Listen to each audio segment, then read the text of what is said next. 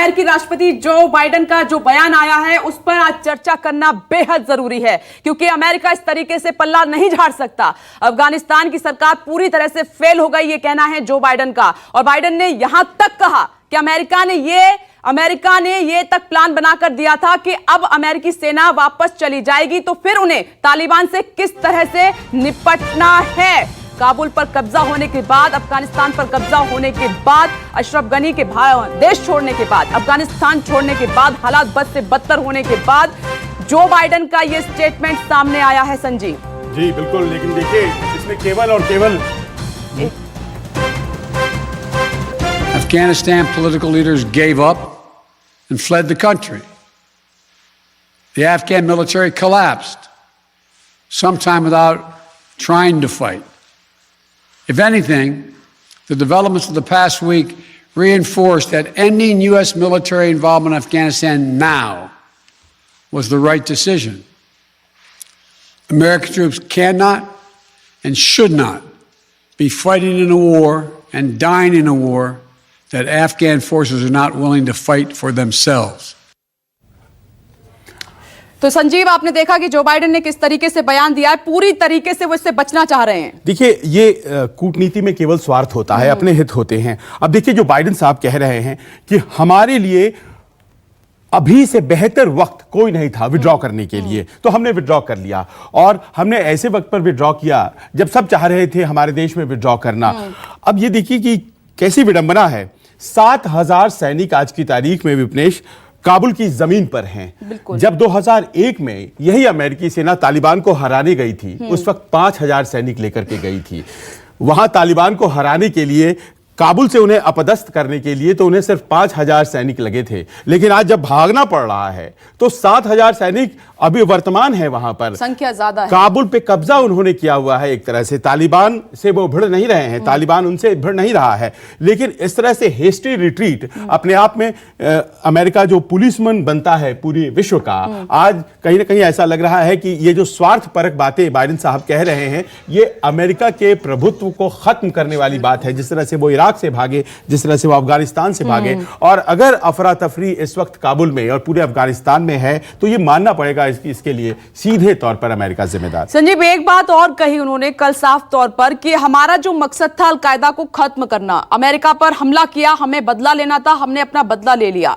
लेकिन क्योंकि उसके बाद हमने अपना बदला लिया, उसके बाद वहां की सेना को हमने ट्रेन भी किया, तो उनको समझना था, उनको संभलना था, वो हमने किया भी। लेकिन हर वक्त हमेशा के लिए हम वहां अपने सैनिकों को मरने के लिए नहीं छोड़ सकते, तो पूरी तरीके से वहां की सरकार को जिम्मेदार ठहराया है। जी बिल्कुल, उनका यह कहना है कि गनी साहब को ये जिम्मेदारी लेनी पड़ेगी, क्योंकि वो अपने सैनिक वैसे तैयार नहीं कर पाए, वो अपनी व्यवस्था वैसी बना नहीं पाए कि वो तालिबान से लड़ पाते। लेकिन कहीं ना कहीं इसमें साजिश की भी बू आती है। देखिए ऐसा है कि लड़ते लड़ते सद्दाम हुसैन खत्म हो गए इराक में, लड़ते लड़ते मोहम्मद गद्दाफी लिबिया में खत्म हो गए। ऐसा क्या है कि गनी साहब को एक सेफ पैसेज दे दिया गया, कहीं कोई गणित तो नहीं था, वो पैसे लेकर के भागे हैं, बहुत से रुपए पैसे सूटकेसों में बंद कर हवाई जहाज में लाद कर वो लेकर के चले गए। कहीं ऐसा तो नहीं था कि ये सब कुछ एक स्क्रिप्ट के मुताबिक हो रहा है और तालिबान को बाकायदा एंट्री दी गई। और चर्चा हम करते हैं, मेहमान भी आपको टीवी स्क्रीन पर नजर आ रहे हैं, उनका परिचय करवा देते हैं। जेके त्रिपाठी सर हमारे साथ मौजूद हैं, फॉर्मर डिप्लोमेट हैं। सर स्वागत है आपका इस चर्चा में। साथ ही मनीष चौहान जी भी हमारे साथ मौजूद हैं, वॉशिंगटन से, यूएसए से हमारे साथ मौजूद हैं। और साथ ही आसिफ रमीज दाऊदी साहब भी हमारे साथ जुड़ गए सऊदी अरेबिया से। आपका भी बहुत बहुत स्वागत है। लेकिन सबसे पहला सवाल संजीव, आप किससे पूछना चाहेंगे आज, क्योंकि स्टेटमेंट बहुत बड़ी है ये। बिल्कुल, और मैं मनीष चौहान यूएसए से हमारे साथ बिल्कुल, लेकिन सबसे पहले मैं त्रिपाठी साहब के पास जाऊंगा, उसके बाद मनीष जी के पास। और त्रिपाठी साहब, ये आपने सुना जो बाइडेन का पूरा भाषण, और इस भाषण में वो कहीं ना कहीं ये बात कहने को तैयार दिखे कि देखिए हमने वही किया जो हमें अच्छा लगा, जो हमारे हित में है। तो चलिए, डिप्लोमेसी में हित तो सबसे महत्वपूर्ण होता ही है, पर अपना हित साधते साधते अफगानिस्तान को क्या उन्होंने बर्बाद नहीं कर दिया?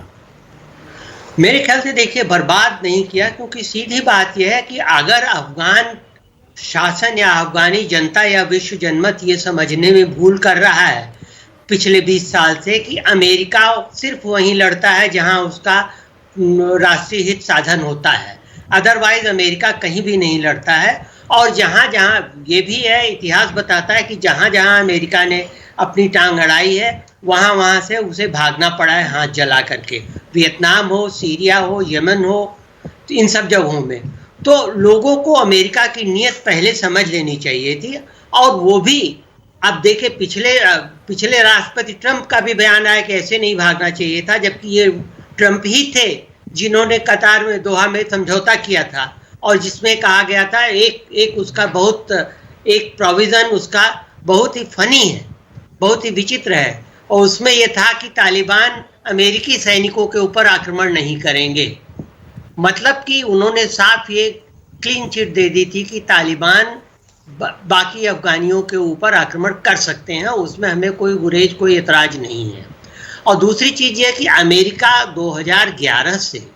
2011 में सबसे पहले ओबामा ने कहा था कि हमारा काम पूरा हो चुका, अब हम हटेंगे यहाँ से, लेकिन उस वक्त तक उसको अलकायदा के चीफ को नहीं मारा जा चुका था, इसलिए वो रुके और 14 तक रुके और 18 में एक बार फिर इन्होंने कहा था ट्रंप ने कि हम हटेंगे जी। तो देखिए एक चीज और है कि इन्होंने क्या गड़बड़ी की है। अमेरिका ने पल्ला अपना सिर्फ ये कह के झाड़ लिया कि साहब हमने तो उनको ट्रेनिंग दी है, ठीक है, उन्होंने जो कुछ भी ट्रेनिंग हो सकती दिया, हथियार भी दिए, लेकिन सबसे बड़ा कारण इसमें रहा कि जो 3,60,000 से भी ज्यादा अफगानी सैनिक थे उनके अंदर कोई आत्मबल नहीं था, न तो अमेरिकी सरकार ने और न तो अफगानी सरकार ने। त्रिपाठी साहब बिल्कुल सही, यही असर हम देख रहे हैं टीवी स्क्रीन पर। देखिए जिस तरह से वहां पर तालिबानियों के द्वारा धींगा मस्ती मचाई जा रही है, अम्यूजमेंट पार्क्स पर कब्जा, जो वहां के डिफरेंट लोकेलिटीज थे वहां घुस जाना, और किस तरह से वो आनंद ले रहे हैं काबुल में, ये कोई व्यवस्था की बात नहीं है। क्या इस तरह से छोड़ा जा सकता था काबुल को, अफगानिस्तान को?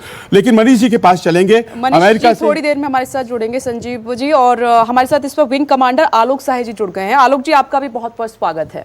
आलोक जी, और ख़ास तौर पर इस बात को आलोक जी हमें ज़्यादा बेहतर समझा पाएंगे कि अगर हम इंडियन इंटरेस्ट्स को समझें, हमारे राजदूत अब वहाँ से आ रहे हैं वापस, हमने वहाँ पर अपना दूतावास यूँ कहें कि एक तरह से फंक्शनल तो रखा है, लेकिन फिलहाल ऐसा लगता है इंडियन स्टाफ तो कोई वहाँ नहीं होगा। इस तरह से जो रिट्रीट होता है, आईटीबीपी के हमारे जो वहाँ पर सुरक्षाकर्मी थे वो भी लौट रहे हैं, ये किस तरह से आगे हमारे संबंधों को डिफाइन करेगा अफगानिस्तान के साथ? देखिए, अफगानिस्तान में भारत ने जितना भी पैसा लगाया इंफ्रास्ट्रक्चर डेवलपमेंट के लिए, उनका संसद भवन बनाया, हमने ये सोचा था कि अफगानिस्तान को हम अपने साथ लेके चलेंगे तो भारत जो है इस क्षेत्र में अपनी स्थिति काफ़ी मजबूत कर पाएगा, जो कि हो नहीं पाया। और वो इसलिए नहीं हो पाया कि आज भी पूरा विश्व और अमेरिका यही समझता है कि तालिबान जो है वो एक पुराने जो अफगान ट्राइबल लड़ाके थे वो सिर्फ वही हैं। आपको अपनी इस मानसिकता से बाहर निकलना पड़ेगा। ये टेररिस्ट ऑर्गेनाइजेशन अब पुराने वाले एथनिक टेररिस्ट ऑर्गेनाइजेशन नहीं रह गए हैं। ये ऑर्गेनाइजेशन इनमें एक रिलीजियस फर्वर ला दिया गया है, इस्लाम के नाम पे विभिन्न ट्राइब्स को जोड़ दिया गया है, और ये काफी आधुनिक साज सज्जा और मॉडर्न टेक्निक्स के साथ लड़ रहे हैं। ये पुराने वाले तालिबान नहीं हैं। आप इनके कम्युनिकेशन सिस्टम देखिए, आप इनका एडमिनिस्ट्रेशन देखिए, इन्होंने कैसे जनता को अपने साथ लिया। दूर दराज के क्षेत्रों में अफगान गवर्नमेंट क्यों नहीं अपने आप को एस्टेब्लिश कर सकी? वो नहीं कर सकी। आप समझते हो कि सिर्फ हम तालिबान लड़ाकों को ऊपर से एरियल वॉरफेयर से मार देंगे और उनके नेताओं को मार देंगे तो हम तालिबान को जीत लेंगे? नहीं जीत सकेंगे। आज भी भारत को यह समझना पड़ेगा कि टेररिस्ट को मारने से सिर्फ और टेररिस्ट लीडर को मारने से हम टेररिज्म पर जीत नहीं पा सकते हैं जब तक कि हम जनमानस को उसको साथ में नहीं खड़ा करेंगे। और सौभाग्य से अभी ऐसा हो रहा है कश्मीर में कि हम जनमानस को अपने साथ लेके चल रहे हैं, लेकिन विश्व ये सीख नहीं ले रहा है हमसे। बिल्कुल सर, आप सही कह रहे हैं। और अशरफ गनी यहीं पर फेल हो गए अफगानिस्तान में, क्योंकि उन्होंने कभी जनता की सुध ली नहीं। उनके दिल दिमाग में क्या चल रहा है उसको टटोलने की कभी कोशिश की नहीं, सेना को इकट्ठा करने की कोशिश की नहीं, और इसका नतीजा क्या हुआ? अफगानिस्तान टुकड़ों में बंटता चला गया। मैं लौट रही हूं आपके पास सर। ये तस्वीरें हैरान कर रही हैं, परेशान कर रही हैं, जो संजीव ने अभी डिस्क्राइब की कि वहां पर जो बच्चों के झूले हैं, वहां पर ये जो तालिबानी हैं वो झूल रहे हैं, अम्यूजमेंट पार्क हैं, जिम हैं, उनकी सोच और समझ इसी से पता चल रही है कि वो क्या करने की कोशिश कर रहे हैं। और अब सीधे सवाल मेरा आपसे है, आसिफ रमीज दाऊदी साहब, क्या सऊदी अरेबिया सोच रहा है, सऊदी अरब क्या सोच रहा है अफगानिस्तान के हालात को लेकर? क्या आपको समझ में आ रहा है कि एक 96 का तालिबान और एक अफगानिस्तान और अब 21 का अफगानिस्तान? हमेशा आपने वहां पर मुस्लिमों की सुरक्षा की बात की है, हक की बात की है, लेकिन अफगानिस्तान में जो हालात हैं वो बद से बदतर हैं। कोई सुरक्षित नजर नहीं आ रहा है। महिलाओं की स्थिति तो और खराब, वो कल रो रही थी कैमरे पर। मैं सबसे पहले ये बताता चलूं कि जो भी डेवलपमेंट्स हुए हैं और जो आज स्टेटमेंट आया है अमेरिकन प्रेसिडेंट का, वो बहुत ही एक्सपेक्टेड है। उस पर मैं थोड़ी देर में आऊँगा अगर उस पे मौका मिला तो। लेकिन पूरी दुनिया में इसके लिए रिएक्शंस तो आ ही रहे हैं। और जहां तक सऊदी अरब का सवाल है, मैं आपको ये बताऊं, यहाँ पे चाहे विमेन एम्पावरमेंट की बात हो, चाहे दूसरे जो भी एस्पेक्ट्स हो, सोशल एस्पेक्ट्स हो, इसमें बहुत ज़्यादा आपको डिफरेंसेस, डिफरेंट एक माहौल मिलेगा। यहाँ पे मैं आपको बताऊं, हम तो खुद देखते हैं कितना अच्छा प्रशासन है और किस तरह से एक मिसाल है, एक आइडियल कंट्री है। जब हम कहते हैं कि एक इस्लामिक कंट्री है, और वहाँ पे आपको मैं बताऊं कि 3 मिलियन तो यहाँ पे इंडियंस रहते हैं और उसमें हर रिलीजन के लोग हैं। हम सब इस चीज़ को देखते हैं कि ये एक मिसाल है।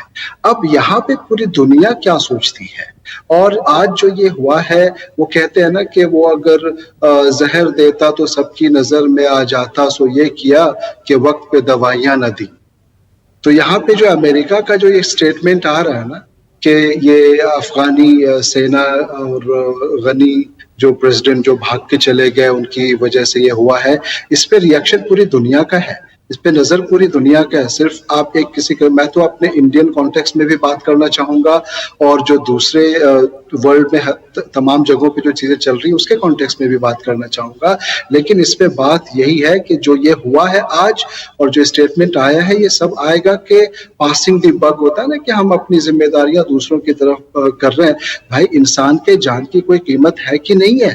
इंसान है हर कोई, चाहे वो दुनिया के किसी भी कोने में हो, एक एक जान कीमती होती है और हमें तो जान बचाने की सोचनी चाहिए। यहाँ पे लोगों की जानें जा रही हैं, लोग बेघर हो रहे हैं, लोग बेबस हो रहे हैं, उनको समझ में नहीं आ रहा है कि वो कहाँ जाएं। और इसके पीछे क्या एक दिन में ऐसे ही हो जाता है कोई भी इतनी बड़ी चीज?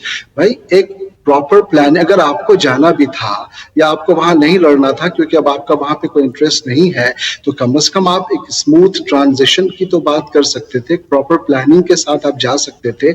इतने सारे लोगों को इस तरह से बेबस छोड़ के जाना कोई आपके लिए मुश्किल काम नहीं था। ओके, लेकिन यहाँ पे आसिफ जी, वो जो मैंने सवाल पूछा उसका जवाब मैं चाहती हूँ, क्योंकि अफगानिस्तान में जो बच्चियां, महिलाएं और जो लोग रह रहे हैं वो सऊदी अरब की तरफ भी नजर लगा के देख रहे हैं कि वहां से कुछ मदद के हाथ आगे बढ़ेंगे।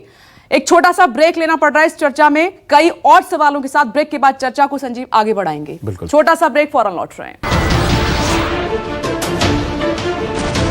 नमस्कार, मैं हूं मानक गुप्ता। अगर आपको हमारा ये वीडियो पसंद आया हो तो इसे लाइक और शेयर जरूर करें, और हां, हमें सब्सक्राइब और फॉलो करना ना भूलें ताकि आप देश और दुनिया की कोई खबर मिस ना करें। तो जुड़े रहिए हमारे साथ और देखते रहिए न्यूज़ 24।